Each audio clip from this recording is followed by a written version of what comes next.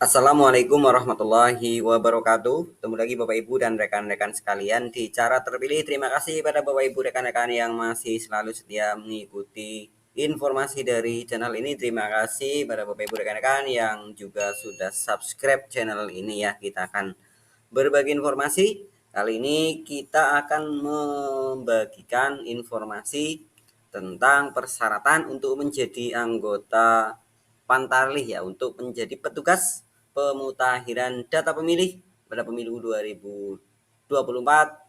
Persyaratannya apa, kemudian tugas dan kewajiban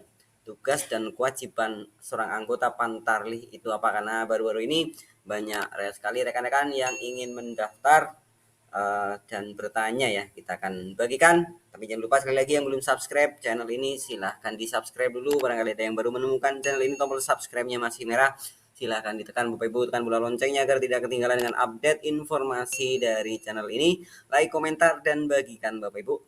Langsung saja kita akan melihat persyaratan. Yang pertama persyaratan, kemudian ada tugas dan kewajiban ya. Tugas dan kewajiban. Bagaimana alur untuk mendaftar dan persyaratannya? Kita akan lihat ini Bapak Ibu di PKPU nomor 8. Kita juga nanti akan jelaskan di keputusan KPU ya, petugas pemutahiran data pemilih.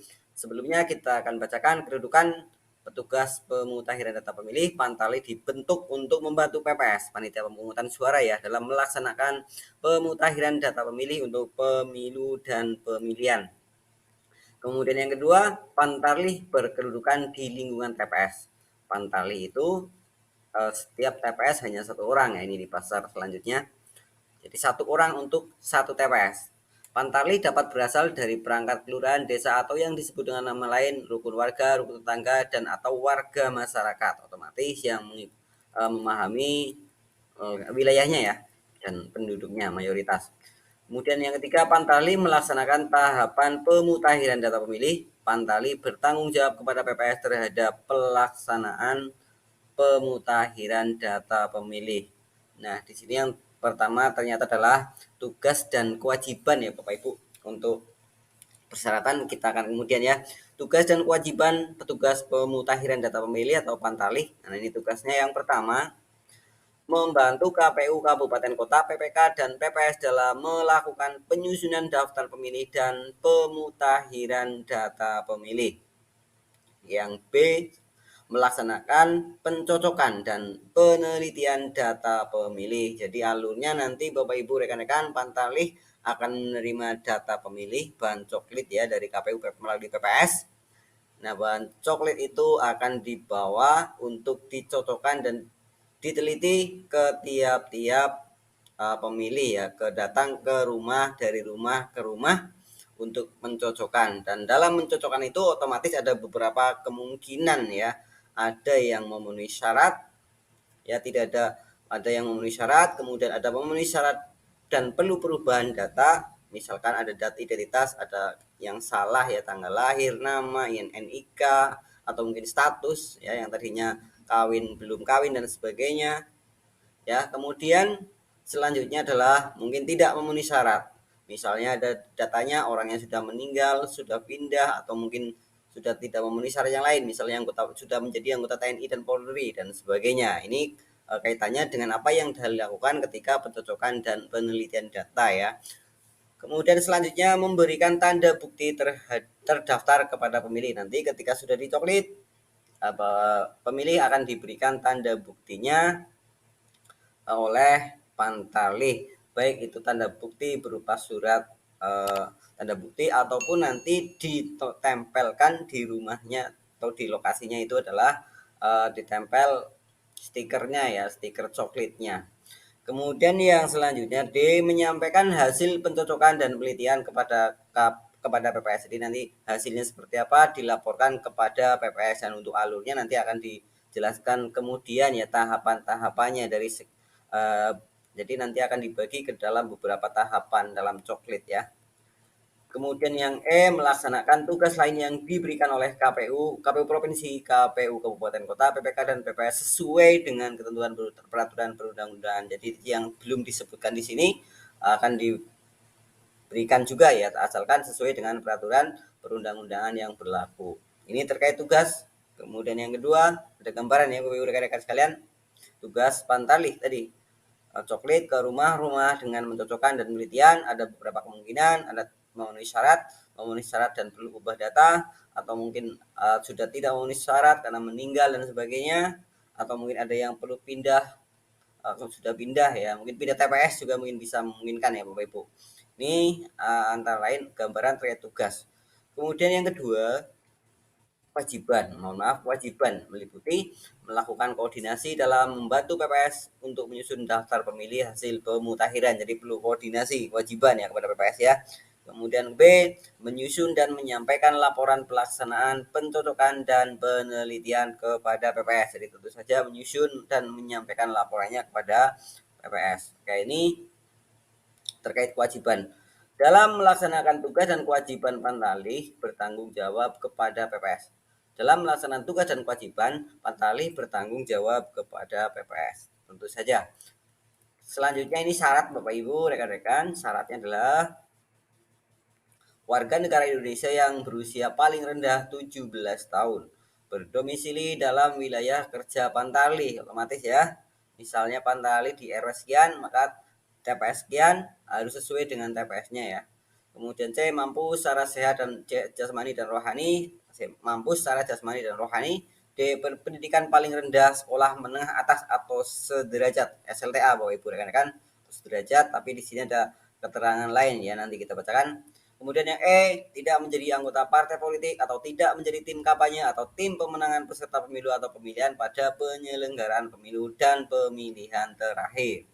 Selanjutnya ada keterangan untuk pendidikan tadi ya. Dalam hal persyaratan pendidikan paling rendah sekolah menengah atas atau sederajat sebagaimana dimaksud pada ayat 1 huruf D tidak dapat dipenuhi, Pantarlih dapat diisi oleh orang yang mempunyai kemampuan dan kecakapan dalam membaca, menulis, dan berhitung yang dibuktikan dengan surat pernyataan. Misalnya sudah mencari, sudah menunggu, tidak ada yang mendaftar yang memenuhi syarat SLTA di wilayah itu, di tempat itu, otomatis bisa dilakukan paling rendah. Ini tidak bisa otomatis misalkan SLTP ya, SLTP, tetapi tentu saja harus membuat pernyataan memiliki kemampuan dan kecakapan dalam membaca, menulis, dan berhitung yang dibuktikan dengan surat pernyataan. Dan ini ada bukti surat pernyataan ya bermaterai ini ketika kita tidak bisa memenuhi persyaratan ijazah SLTA. Ini terkait syaratnya, lalu berkasnya apa saja Bapak Ibu, otomatis persyaratannya ini. Sedangkan berkasnya itu apa saja? Kita lihat di keputusan KPU nomor 534 di sini dijelaskan ya. Pembentukan petugas pemutakhiran data pemilih persyaratan calon tadi. Jelas surat pendaftaran, kemudian daftar riwayat hidup, fotokopi kartu tanda penduduk elektronik, fotokopi ijazah sekolah menengah atau sederajat atau ijazah terakhir, pas foto, surat pernyataan, dan surat keterangan. Ini Bapak Ibu ya.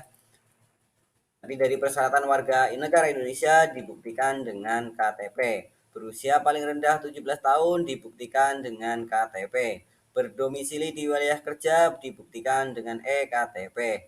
Mampu secara jasmani dan rohani dibuktikan dengan surat keterangan sehat dari puskesmas, klinik atau rumah sakit. Surat pernyataan tidak memiliki penyakit penyerta atau komorbiditas, kemudian surat pernyataan sehat secara rohani ya Bapak Ibu. Biasanya ini satu paket Bapak Ibu.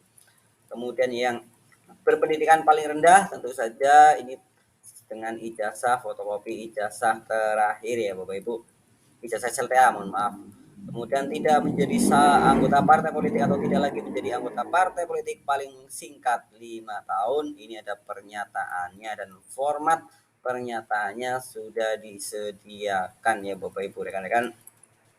Format pernyataannya nanti bisa diunduh juga ini di lampiran surat ini. Keputusan ini ada contoh untuk format lampiran persyaratan menjadi KPPS. Formatnya surat lamaran seperti apa?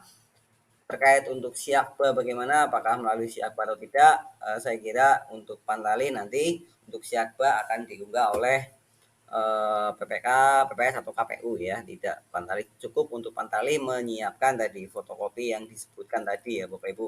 Sedangkan nanti untuk scan nanti bisa dilakukan oleh PPS, kemudian unggah melalui Siakba bisa oleh PPK atau KPU ya. Demikian Bapak Ibu.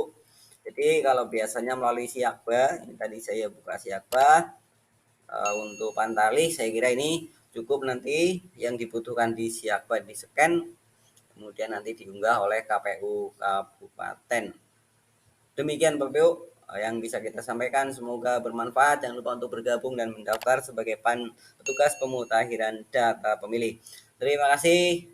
Jangan lupa yang sekali lagi yang belum subscribe, silakan di subscribe terlebih dahulu. Silakan bagikan rekan-rekan kita yang lain jika dirasa video ini bermanfaat. Terima kasih, kita ketemu di video selanjutnya. Saya doakan rekan-rekan Bapak Ibu semua selalu diberi kesehatan dan lindungan Allah Subhanahu wa taala. Amin amin ya robbal alamin. Terima kasih. Wassalamualaikum warahmatullahi wabarakatuh.